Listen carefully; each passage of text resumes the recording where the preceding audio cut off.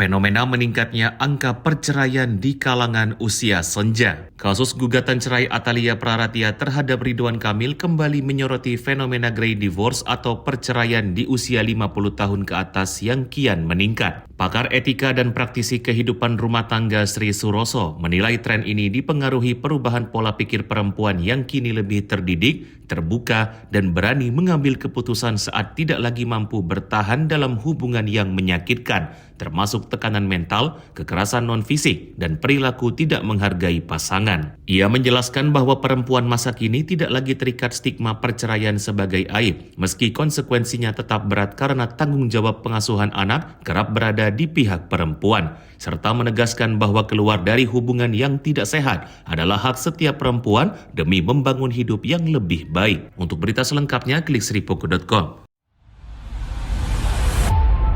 Saksikan Saksi Kata hanya di YouTube Sri Poku TV.